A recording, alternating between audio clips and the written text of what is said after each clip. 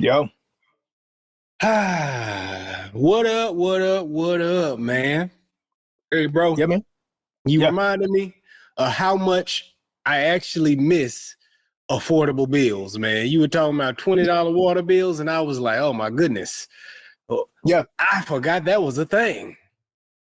Bro, when we talk about like outrageous prices, I know we talk about grocery prices a lot, food prices, but them bill prices is insane. $20 water bills. I ain't seen a $20 water bill in like 10 years. Man, yeah, Electricity used to be man. about what, about 60, 70. Now I'll be lucky to see an electricity bill less than 250 maybe.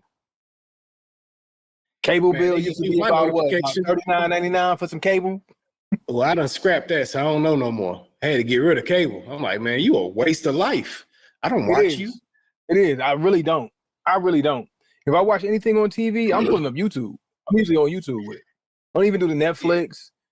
Maybe I got an Amazon subscription. I use it every now and then. But I'm YouTube. So Wi-Fi is a must. But back in the day, Wi-Fi, what was like a good Wi-Fi price? Probably You like wouldn't 40 know bucks. back in the day. You wouldn't know. Don't give I me no wouldn't know. number. You wouldn't know. Stop the cap, Hey, bro. look, You don't know. I paid for Wi-Fi at one point in my life. No, you I didn't. wasn't always illegally stealing Wi-Fi. You stole Wi-Fi your whole existence since Wi-Fi started. I stole Wi-Fi. I stole cable. I don't remember I you had it ever for the paying for free. Wi-Fi. Talking about my internet. I started paying for Wi-Fi eventually when I got there. I graduated. I grew up. I You grew were up, in your 30s before you started paying for Wi-Fi. and I was. I know you ain't paid your whole 20s. You skipped paying for that. No, 20s. No, so Yet you technically always had it somehow. the raising price for cable and Wi-Fi, I'm averaging out right now. You averaging out, man. You owe this to the game. This is So you do I can't even this. complain. I have no This room back pay. for complaints. None whatsoever, man. Now But I yeah, tell man, you, I had a cable man. I had to hit the cable hookup. Dude come out, you slide him about $50, and you got cable for a good 6, 7, 8, 10 years. hey man, I was that Undetected. guy for a while. I was that guy. Hey, look, man. I worked for Comcast some years ago, Mm-hmm. man, for the cable company, Mm-hmm. and they had me over in like the hood, so I would go and just post up in people's neighborhoods whenever I wanted Yeah. some extra money. And I would go outside and I would just start messing with people who was illegally set up. And then I'd go For sit in real? my truck and wait. And they come find you. Hey Come man, find I me. need somebody I got looked me. like I was busy doing something. You know, it wasn't much to do on your cell phone in these days. Cell phones won't like if you had like a You ain't have full BlackBerry, maybe you could capability. do a little something extra, but it wasn't much you could do. So I would sit there and I would pretend to do stuff. Might hit somebody on the radio, kill some time, look through my map book or something to kill some time, Uh-huh. and wait. And when they come out, hey man, yeah, I had to disconnect it. It won't, it's illegal. They had me out here doing Yeah. it.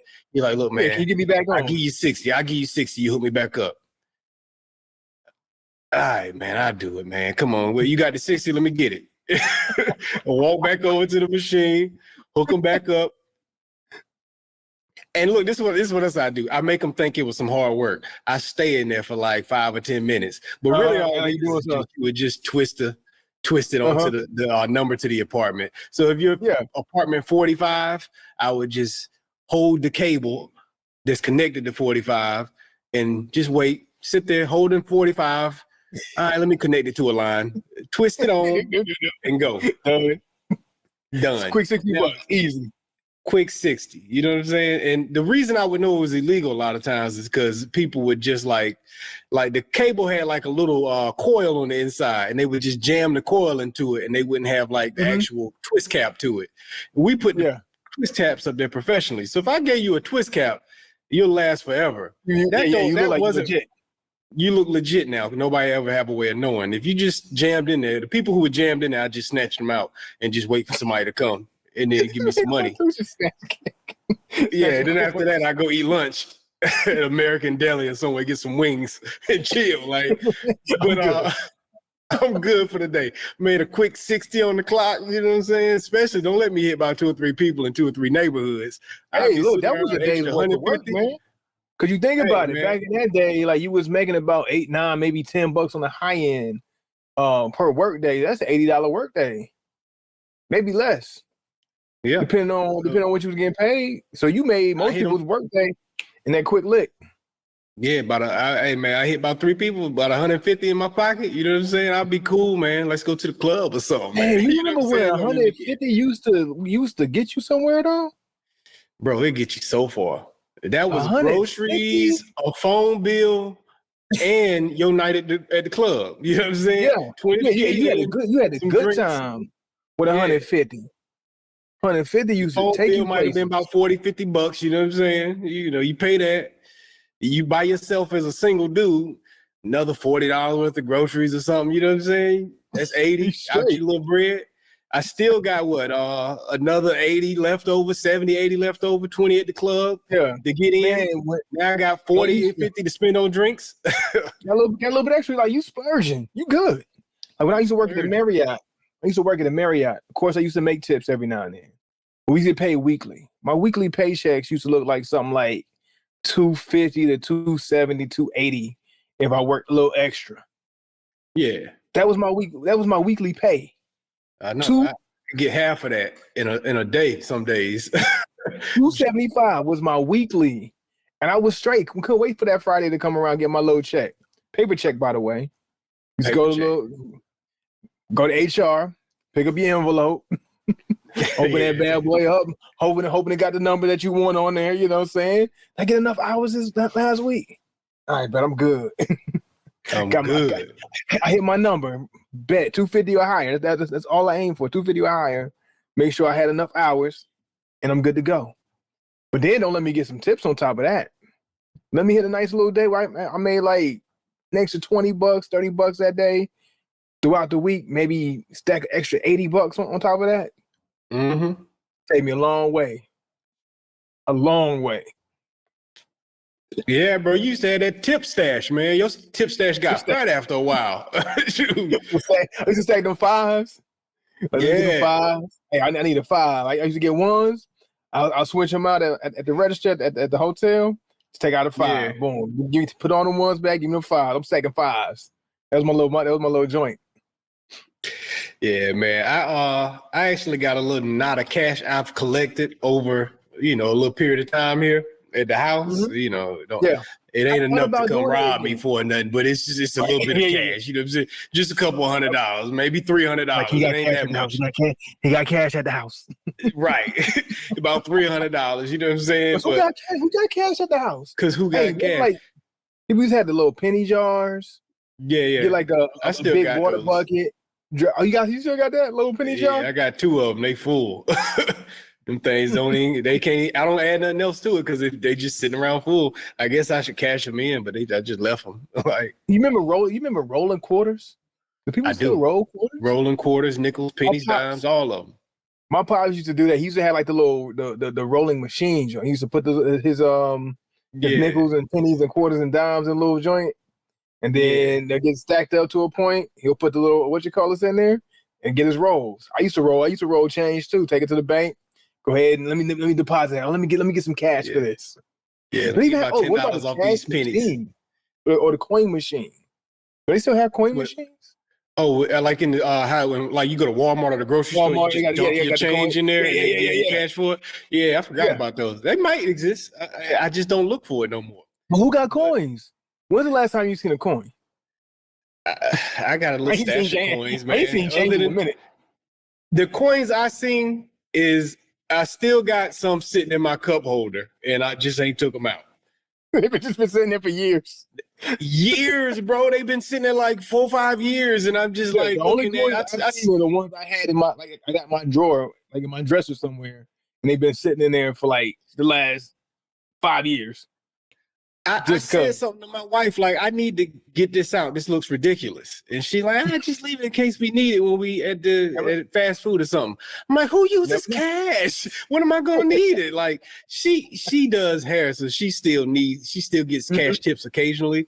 But if she ain't using it, I don't have no use for it. It's just sitting here, and I look antiquated. I look old with this cash sitting in here. This little change jar.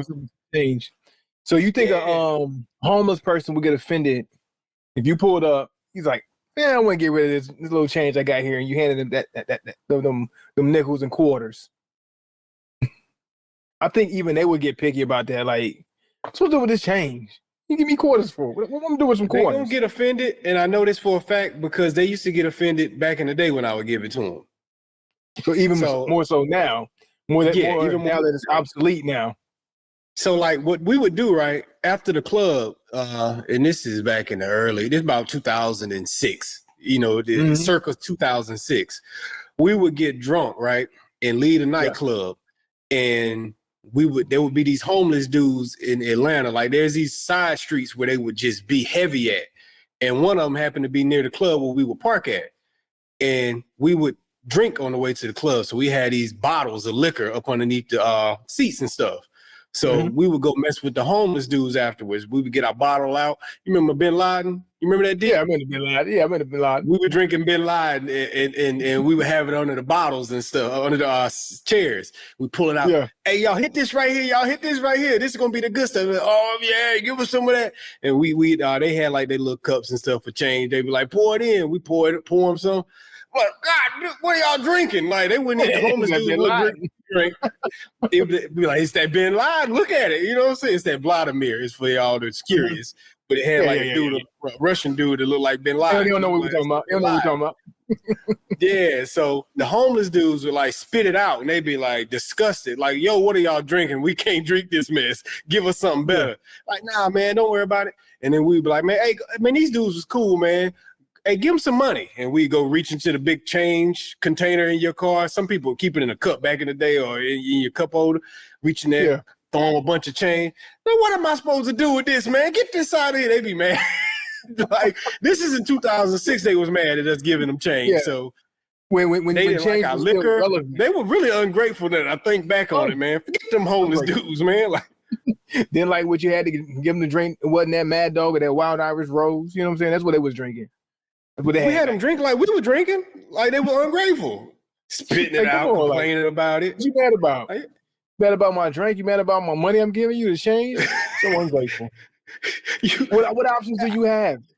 It makes me wonder, was I living much better than them at the time? For them to look down and frown upon my lifestyle that I tried to include them in. And you want the answer? I have the answer for you if you wonder. What's the answer, bro? I wasn't. The margin, the difference from how we were living from home. That's how back in 06. It was real close. That margin was not far at all. The margin was close, boy. And I was living off of Martin Luther King at the time over there in the slums over there by Bankhead. It was a little ugly, man. It was Adamsville more like it for those in the know. But yeah. But we was making it though, man. Like, we talk about nostalgia. I remember you mentioned this not too long ago, but like we look back in time with a nostalgic value, but it's like, man, was we really living all that great though? Like it's fun to us now, but if I had a flash in the moment back then, I would be disgusted with myself. Like, man, how was you living?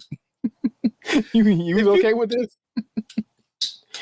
Well, this the other thing. If we could actually tap into the emotions of the time instead of the nostalgia that it gives us, we probably were frustrated then. You know what I'm saying? I know I was frustrated. I know I had some really frustrating times. You talking about 06? Yeah.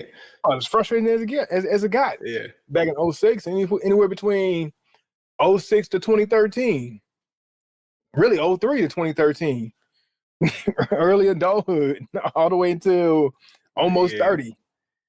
Them 20s was a struggle.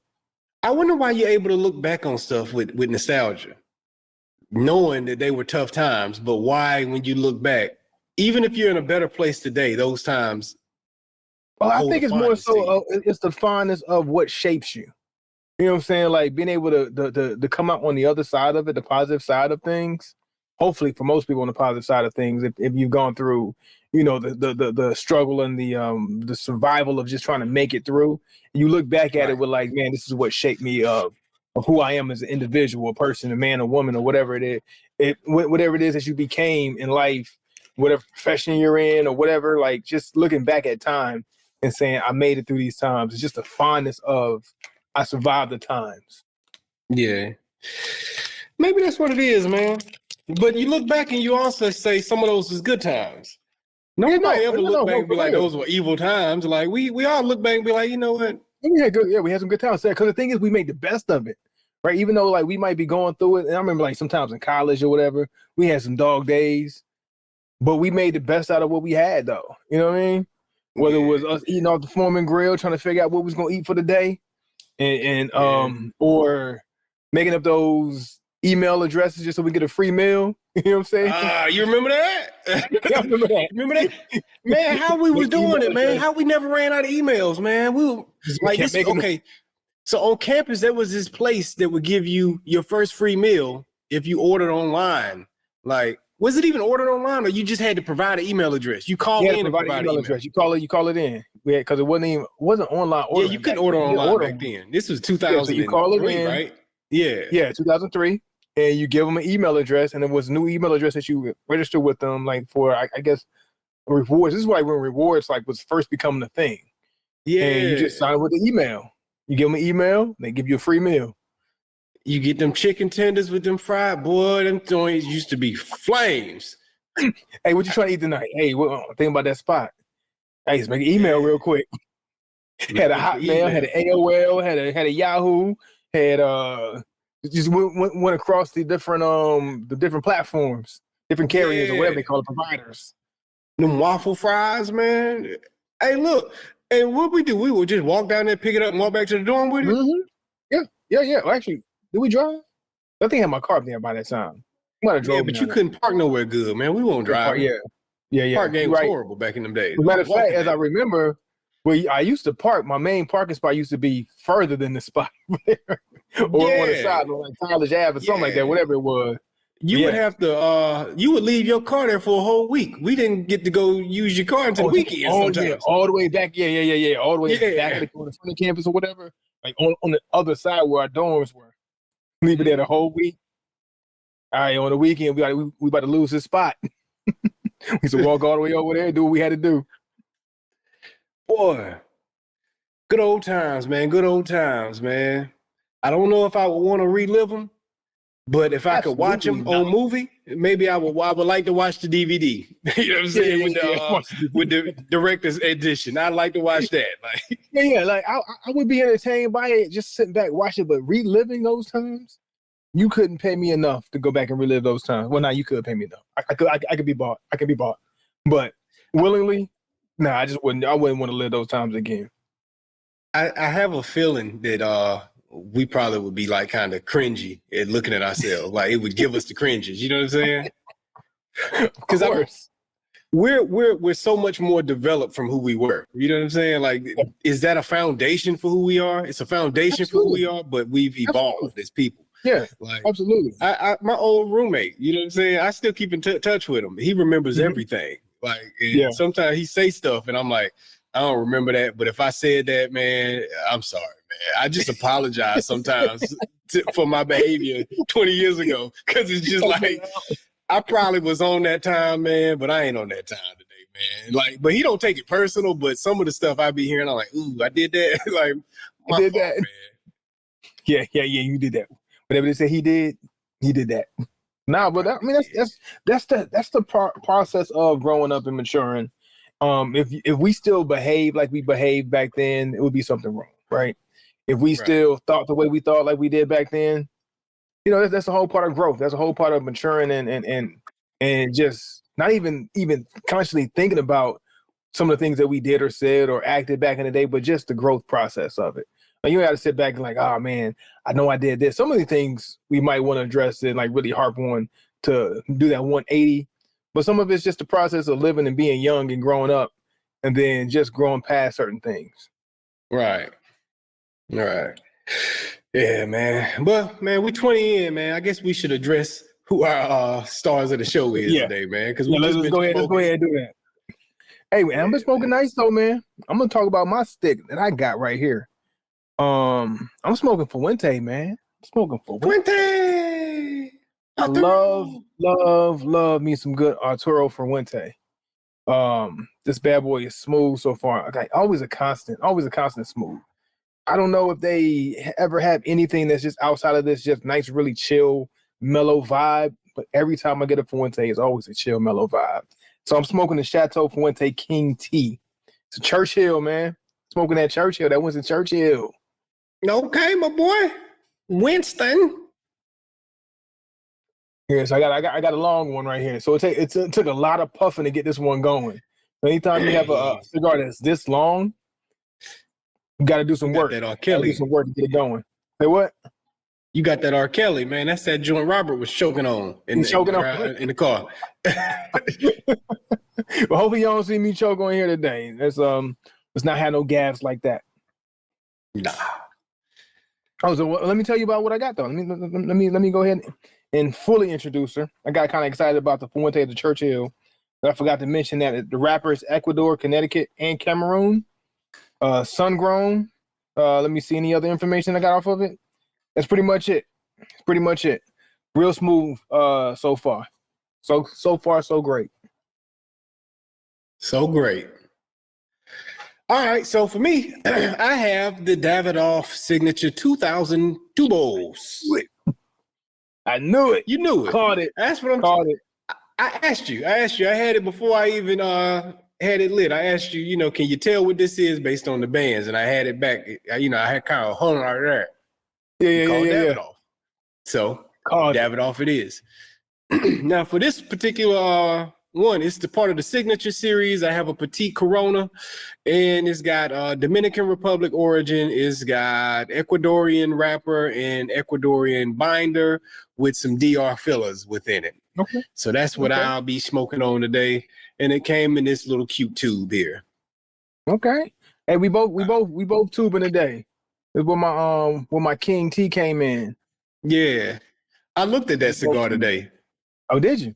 Okay. Yeah, okay. I stopped I was trying to make an Arturo move, and I got very indecisive because all their bands pretty much look the same, so you got to actually read what you're getting. You know what I'm saying? So it's a lot of work. It's work to work for it. You got to work for it, so I'm having to go in the boxes and try to read the inside of the boxes, and I just kind of got tired of going through the process because they had so many.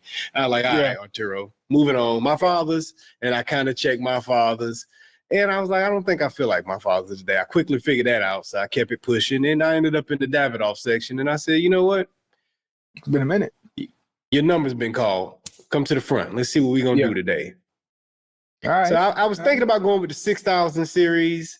It only been about $6, $8 more, but only there's a whole other cigar right there. There's a whole nother cigar, but I could have did it. Is my point? Because I go in and I buy multiple sticks that day, so it could have took the place of something, But I chose to pass. Right.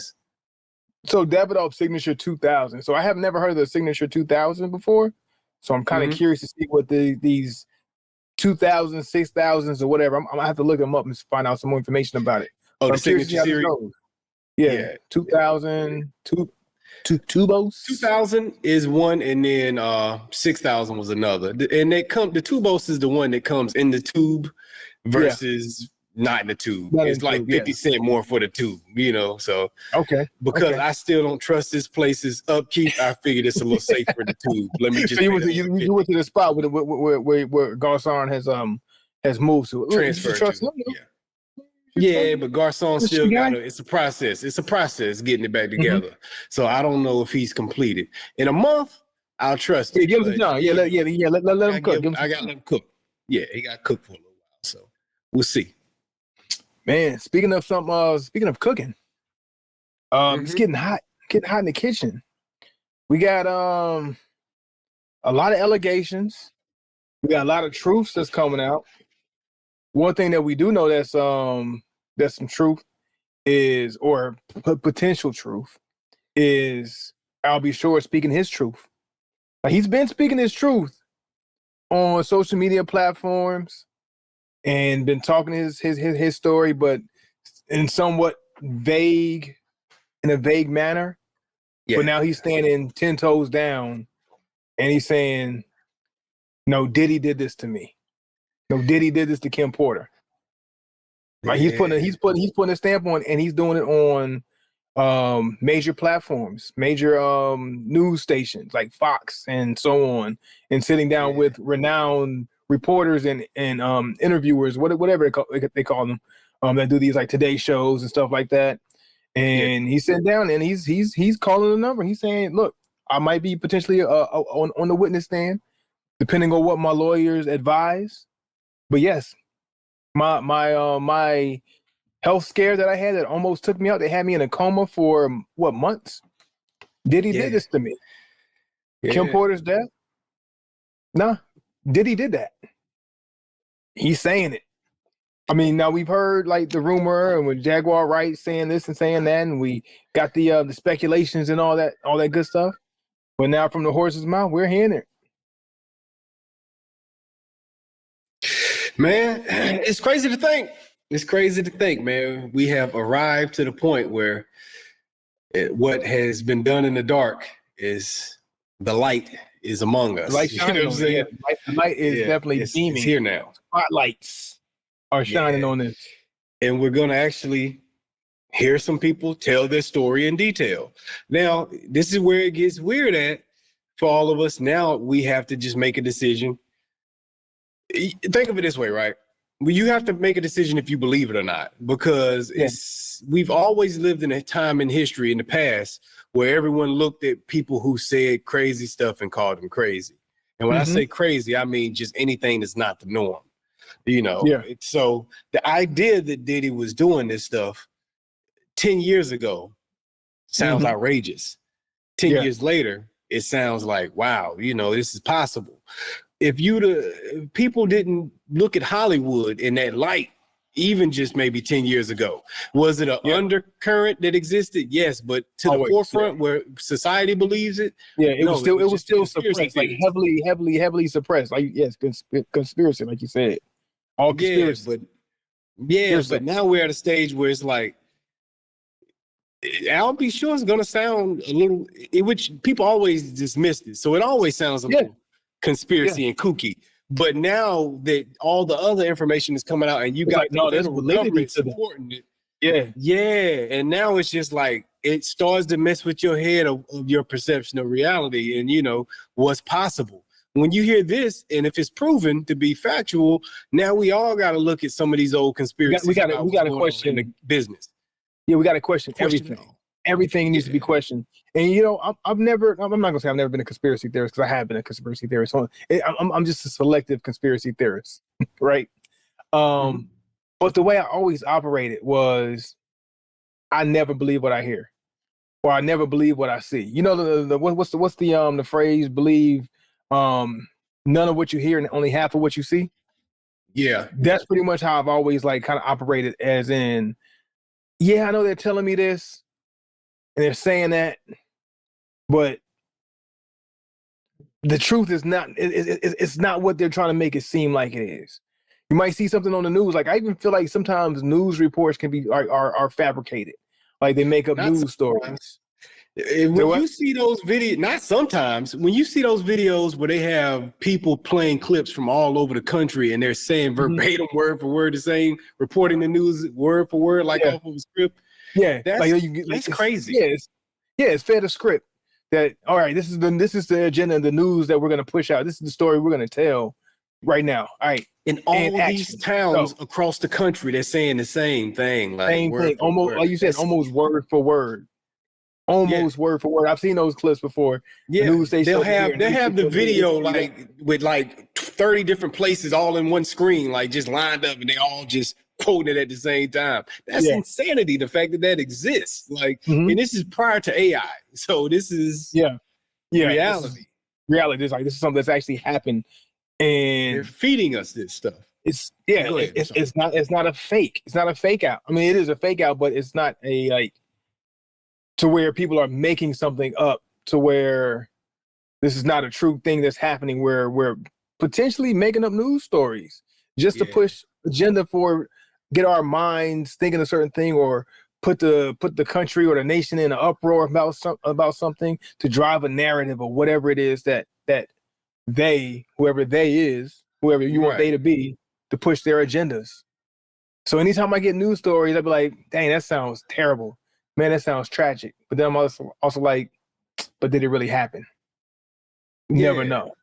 You never know. Yeah, dang, this thing happened and it sounds traumatic. And I hate to be insensitive, especially if it's something that is actually a truth where somebody lost their lives or mass killings or mass shootings.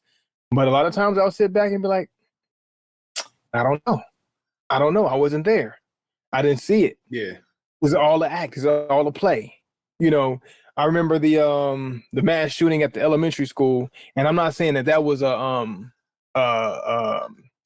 staged event or whatever, but I remember seeing the stories or hearing the reports of, nah, that didn't really happen. Nah, that's fake.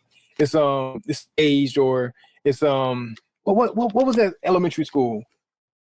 I can't remember the name of the elementary school. Northeast. Yeah, but it's like up north, northeast. Yeah, I remember. But yeah, there was like a big to do around Sandy Hook. Was it Sandy Hook or something like that? Sandy Hook. Yeah, that's what it was. Sandy Hook. So my apologies for anybody who actually had to live through this and experience it, and if it's true, had to deal with losing their child, because that's one of the most terrible feelings I can ever imagine in life. But at the same time, I remember hearing this conspiracy of, nah, this actually didn't happen. This is just a story they're telling us to put us in the mindset, to drive an agenda to make us feel this way, to put us in a frenzy for whatever, or a distraction of things. Yeah. Hey, man, it's just interesting, and it makes you feel like you don't know who to trust. You don't know who to trust, and you don't know who to trust because the people who tell you these conspiracy theories, they say them and they sound like these crazy people, but then it does not mean that a crazy person can't be correct also. True. If I tell you 1 + 1 is 2, 1 + 1 is 2. But if I say 1 + 1 is 2 and I'm screaming and going, 1 + 1 is 2, and the aliens are coming, and Jesus returned, 1 + 1 is still 2.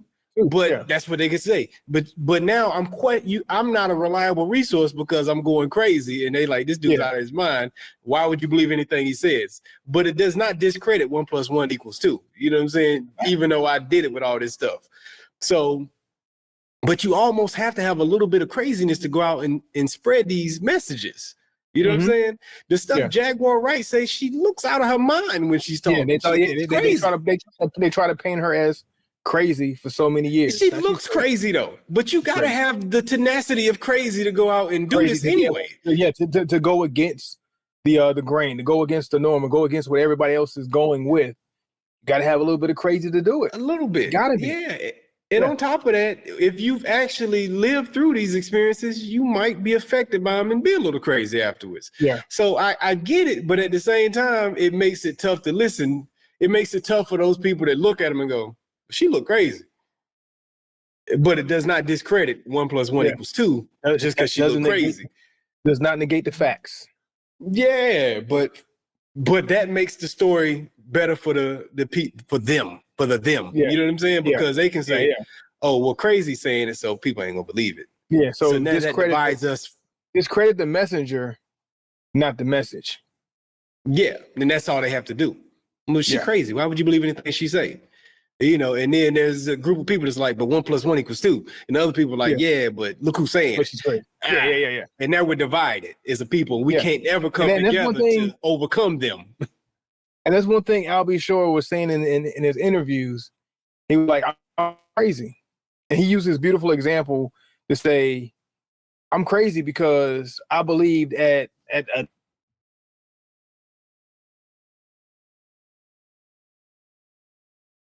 it's going to change our lives, and write this music and believe. It takes a little bit of crazy to do that, to believe that you can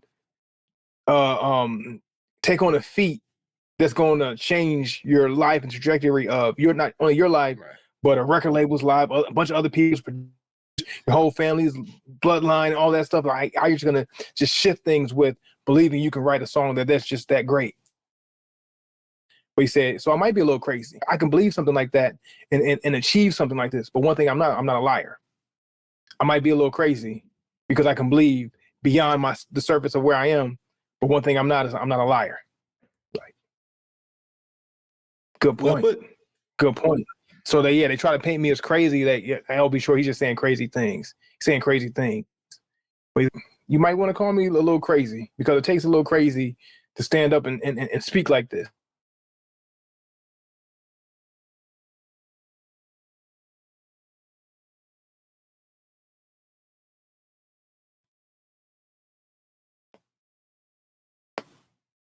Yeah, man. It's amazing to know that things are happening in this world that are crazy enough for us to say a person tells us about them is crazy. Like just to know that those things are happening in this business, man, is it's an incredible time we live in, man, to just know Diddy was a trafficker. Like, wow. Yeah. Like, you know what I'm saying? Who would have thought? Yeah. But once again, Like, that word trafficker is real a little crazy. crazy too. Yeah, but then again, the word trafficker, you gotta be careful with it because there's some people that gets punished with that label that is not what you think. You know what I'm saying? It's not like I always thought a trafficker was somebody who get in the car, you know, and then put him in the white send van him to another country and go do this. You know what I'm saying? But it's not that either. Yeah. You know what I'm saying? Like it's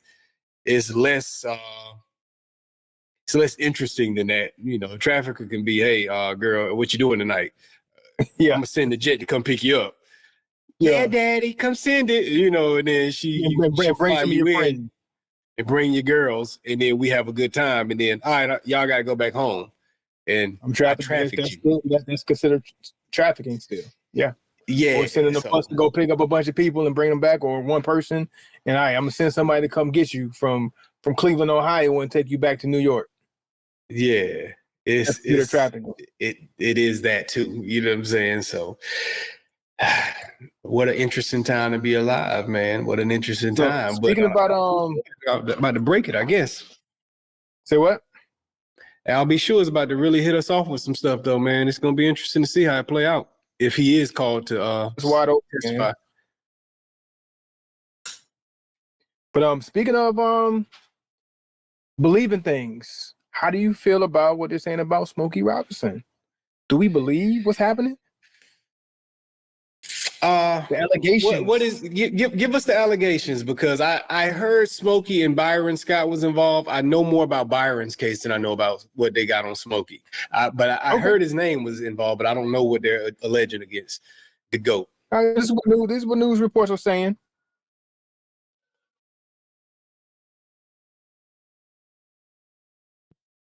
Are being sued by 4 women for allegedly sexual battery and assault. So it looks like these allegations are stemming from dating back to 2007 and beyond, or prior to. So we're talking about potential case or claims that's at least 18 years old or older between 4 different women. Not I don't want to call her a housekeeper, but you know what they call them? Somebody who just what's the word? A chef? I don't know. A house Not sitter? a chef, but like house sitter, like whatever. Like she worked in the house. She worked in the house, took care of things around the house. You know, like Arnold Schwarzenegger's mistress. You know what she was doing. You know, when she was in the house taking care of things. It's like now actually a maid. I'm trying to find the exact terms that they use for these women. I don't know. Smokey's old. You ain't talking about a caretaker, are you? What are we looking for? Right. Abusing the caretaker, that'd be wild. It's usually the caretaker abusing the elderly.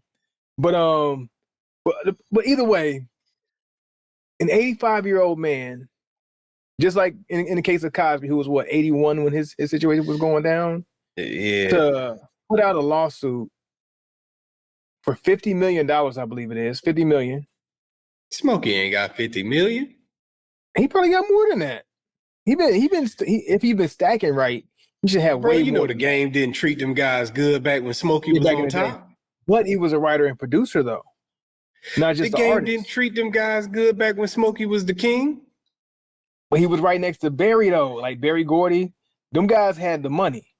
The Jacksons and all of the other guys, the acts didn't get all of them. But the Temptations, they didn't get all the bread.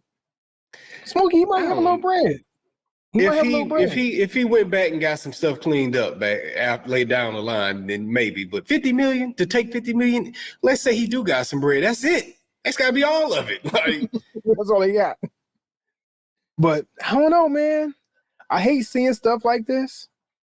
But at the same time, I don't put anything past anybody, even somebody as beloved for me, like a Smokey Robinson. hey, look. And I'm never I'm going to tell somebody when to speak their truth or when it's too late to speak their truth.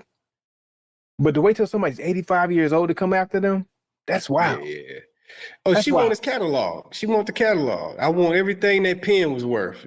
You know, when you go, because you about to go anyway. So when they pass it along, pass that to me. I need So, that like, catalog, Smokey. Does that feel? But That's what it does is. that feel like an agenda though? Like, be it true or not. So I want to get past the idea of it being true or false. Let's say it's 100% true. Bro, I'm gonna tell you now. I don't know what Smokey did, but it's probably true.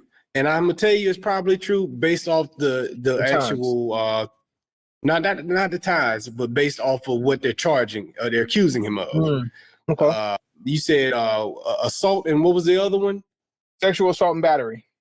In battery, right? So if I'm not mistaken, Tupac got charged with assault, and his charge was for forcibly grabbing the buttocks. You know what I'm saying? So Mike grabbing Tyson. a butt without permission is assault. Yeah. So he's done something thinking he was being smooth and smoky style, you know, come here, girl.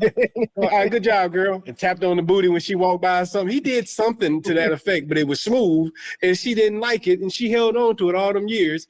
And when it was time to get him, that's the extremist charge she could put on him. Okay, well, that falls under this category. We got him. You know what I'm saying? Like, when Jonathan Majors was in trouble for what he got in trouble for, everybody thought he was gonna get off. I was like, nah, he ain't gonna get off because of the crime they got against him. The specific verbiage they use for the charge. Yes, it's a big umbrella of things that fall underneath it. So I don't know all the details. I probably should get some more of the details of what they're saying happened, whether that happened or not, or whether it's something, not saying simple as what you're saying, but something as, I guess, lower on the offense pole.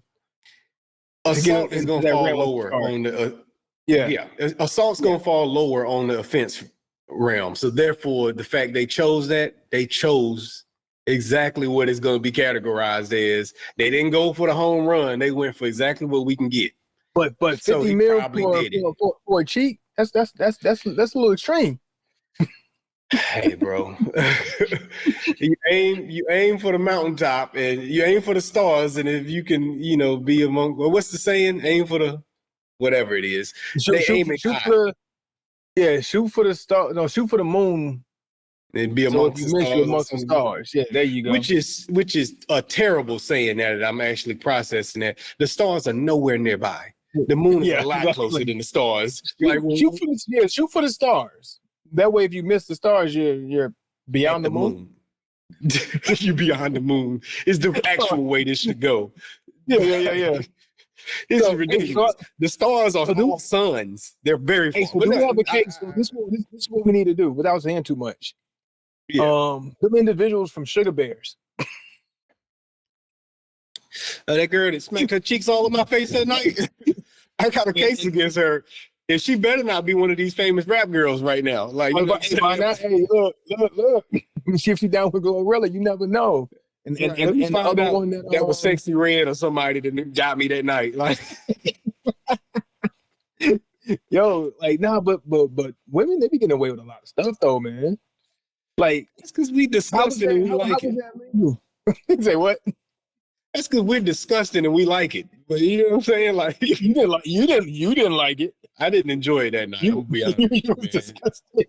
I was disgusted. Her cheeks was tearing my face up, and I could not recover. Yeah. It was just like this is something that happened in boxing. Something happened 17 years ago. 17 years ago, and I can still never forget the look on your face when that incident happened. Yeah. It wasn't the booty in my face that bothered me. It was the way that the booty kept hitting me in the face and I couldn't do nothing about it. That's what bothered me. You was defenseless, yeah. I was defenseless. I felt assaulted, bro. Like that's assault. You should not use your cheeks as a weapon like that against someone's face. Like, I don't think the establishment is there anymore, but you definitely have a case. I have a case. And guess what? Based on these allegations and the time frame, statute of limitations, still good to do it. One of your dancers assaulted me on a night. I have a witness still alive. I want to sue the nightclub for all that they're worth. Probably ain't worth nothing right now, but hey, look, if she ever became famous, better find out. Hey, man, I had a DNA on my face at one point in time, man. Like, he had a DNA on his face, God, dog. What? Man, I don't know, man. I hope, you hope that Smokey didn't do anything that's going to get him in trouble. You hope that Byron Scott stuff was from the 80s. You know what I'm saying? So, like, really? I did look at his case. Yeah. I think they say like some teenager or something. He did something with mess with like in the 80s or something, came back on. But you just as a man, you feel for these guys because you just like you do things at times where it's okay to do things, and then people come back and throw it in your face later and you don't know that you did anything wrong. And now in retrospect, it's very easy to look at stuff from the 80s and 90s and say, hey, that was wrong. It shouldn't have been that way. But it's just the times, man. And I hate this argument because they use the argument for slavery, but it is what it is. It is a reality to it. You know what I'm saying? Like what was acceptable at one time, we had no awareness it was wrong to do. Now we know better. You know what I'm saying? And we do better. I love and hate what you just mentioned when you talk about like when you bring like slavery into it. Like it was the way things were in that moment. Does it excuse it? Absolutely not. But at the same time, I'm pretty sure there's several slave owners who engaged in certain activity that they were just doing because they mimic what they were taught that this is what you're supposed to do. It's crazy. Yeah. Crazy to think that. It's crazy to think that a lot of things in our society throughout history is just because that's the way things were. Just the way things were, man. And like, when black slaves ended up buying, they treated their slaves the same way because that's the way things are supposed to be done. It doesn't excuse it, but it's just you know better, you do better. If you don't know any better, you just do what's being done. Like, I mean, like, I don't grab some booties without permission. I don't want this podcast to pop and then somebody to come back and get us for it. Like, you know what I'm saying? I don't have like some girls and I didn't want it grabbed. If they pop, I'm not going to sue them for it because it's just what people was doing at the time. Like, I remember the times, and that's how it was. What we deemed was acceptable behavior in the moment, the time, the place, the setting, or whatever it is, and then it comes back. You know what? That wasn't okay. Now that I think about it, that wasn't okay. I'm going to come for it. But I can look back and say, you know what, that wasn't okay. I probably shouldn't have did that. You know what I'm saying? Like, I have memories. I'm like, that probably wasn't cool. That probably wasn't cool. Yeah, that probably wasn't cool. I probably shouldn't have done that. Probably shouldn't have said that. I mean, like you mentioned, like we talked about earlier, when we first kicked the podcast off. Before we went on air, I said it. Yeah. I was like, you know what, there's some things that I said when I was talking to my roommate and blah, blah, blah, blah, but I'm grown and I changed, or I just, the progression of life, you know what I'm saying? But now you do have those who just never learn from their, that old behavior that they engaged in 20, 30 years ago. Yeah. Like a Diddy. And they continue on, or in a lot of cases get worse. They get more desensitized to some of the things they were doing and not realize that, hey, things change, times change. I probably can't get away with doing this like I used to back in the day. So I probably need to go sit down somewhere. That's what happens with a lot of people in there and where they get themselves hung up in a lot of issues. Now, I have no sympathy for those. I don't really have sympathy for any case, but I can have more understanding okay, you were young and you're in your 20s and you were hot to try it back then, but then this was the time and everybody else was doing it, so you thought it was cool and blah blah blah, but then you never grow from it. Now that's where I have the biggest problem. It's just people who just never grow up. Like say, like even we talked about R. Kelly before, and we bring him up time and time again.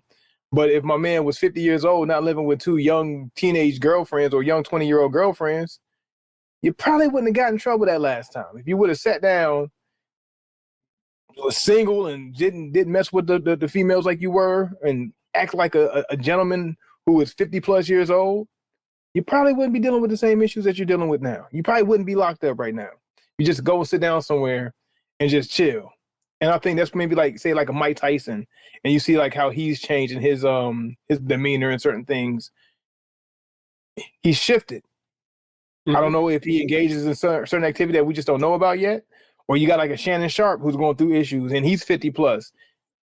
Dog, if you was chilling, probably wouldn't be going through this. You got to grow up. You got to grow up. Like I even text you a few times. It's like I'll have a moment to where like, man, I gotta grow up. Like, when am I gonna grow? I gotta grow up. And it'll be like the simplest things that'll cross my mind. Like I gotta grow up. Either it's just the way I'm thinking about something or my approach. Yeah, not even your actions, but just something you my actions, thought about. I might be thinking about, or something that crossed my mind, or something I might find funny. Like, yo, all right, I gotta grow up. I got. Nah. That ain't cool. That ain't cool. You know what I'm saying? It might not even be anything detrimental, but it's just something I have a realization sometimes that, yo, I got to grow up. Yeah. So incrementally, we grow up. And not saying I'm acting like something I would have did when I was 16 or 22, but it's just the fact that right here at the age I am now, when I get to the next stage of life, I probably shouldn't, you know what I'm saying? I probably need to chill out, either on the way I'm thinking about something or the way I'm approaching something, because I just got to grow up. Yeah. I agree with you, man. And I think that's the biggest difference.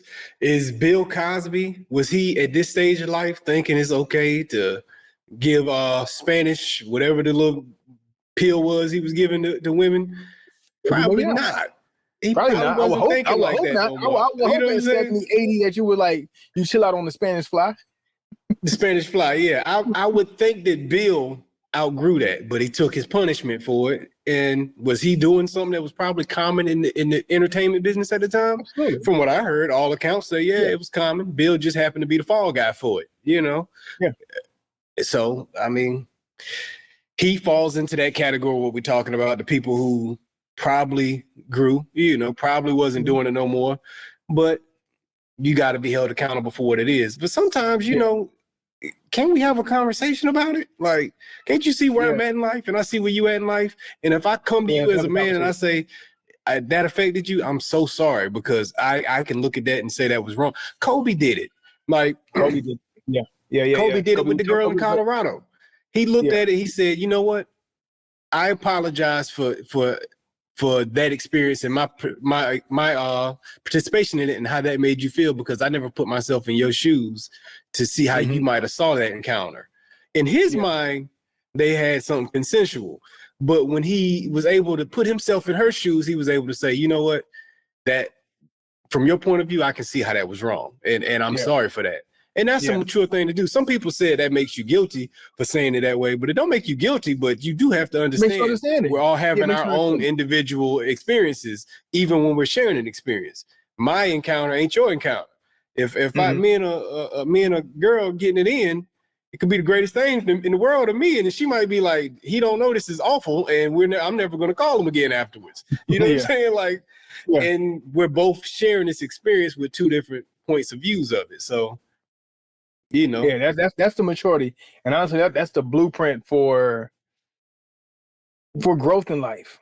When experiencing in this life experience that we're having day to day, these interactions that we have, and how do we approach just understanding the other point of view, the other standpoint, other vantage point from the other individuals involved in whatever situation it is, and that's how we avoid getting to these situations where people end up losing their freedom for a very long time.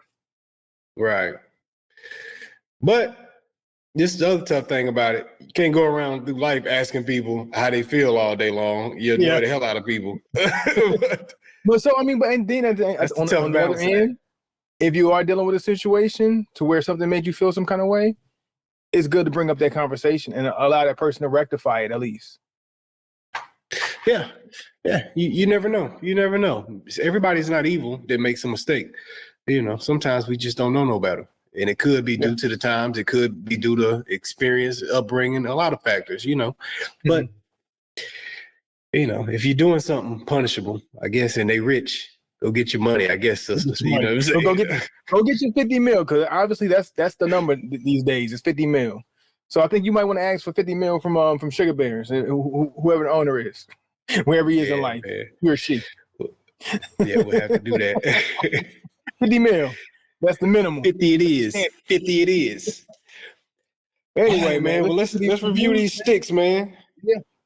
All right, so I want to hear about your Davidoff. So I'm gonna go ahead and get my Fuente out the way, because Fuente is just being Fuente, man.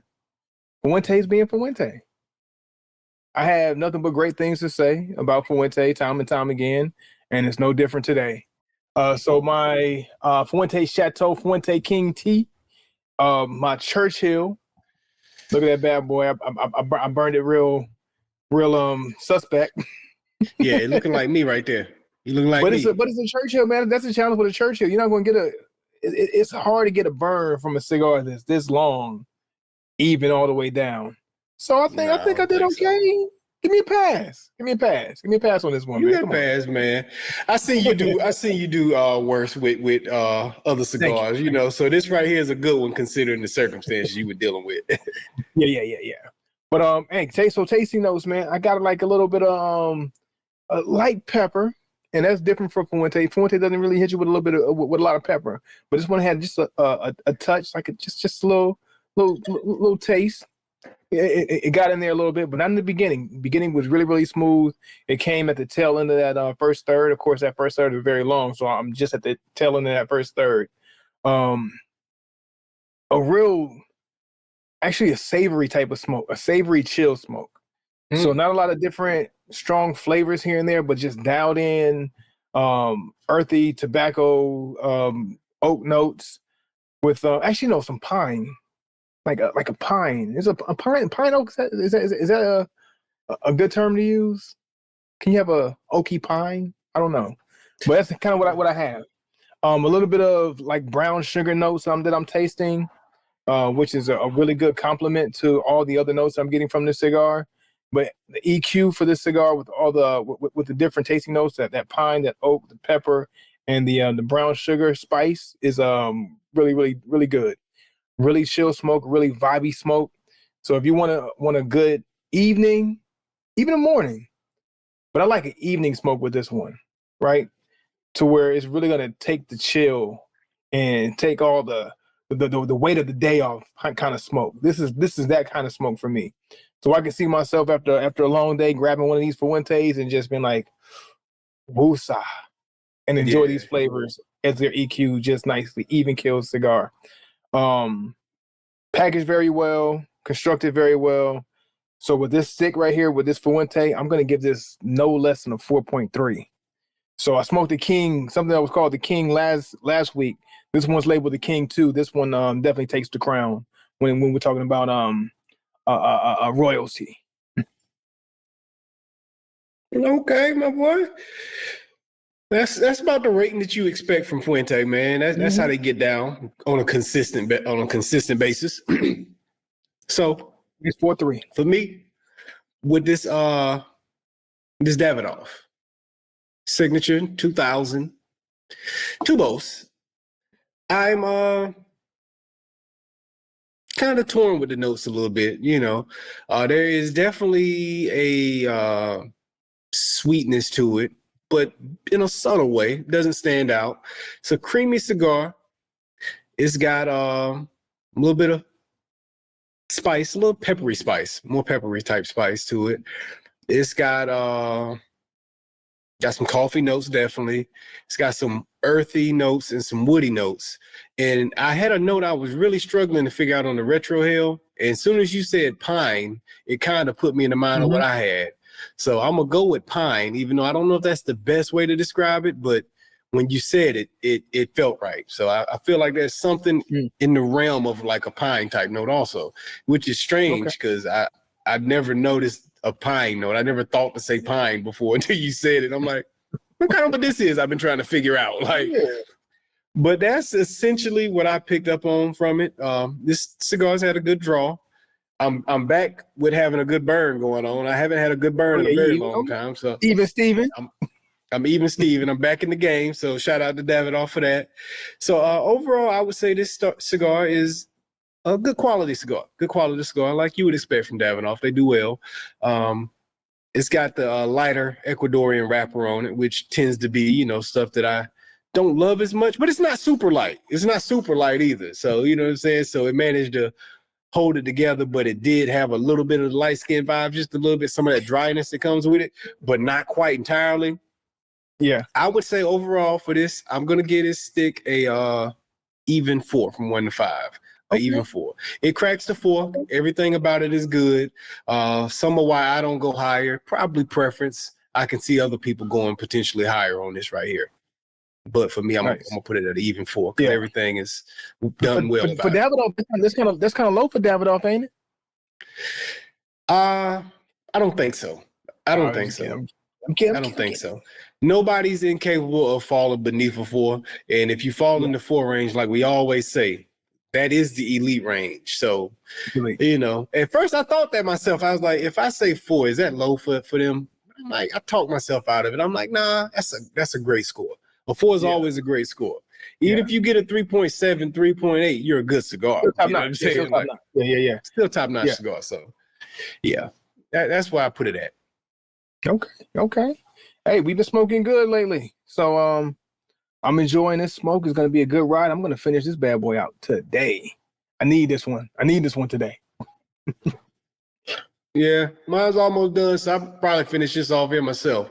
Then I get my day going for what I need to do for the rest of the day. Forget it. Some man stuff. I do what I want for myself. I ain't got to go follow. I ain't got to do my chore list.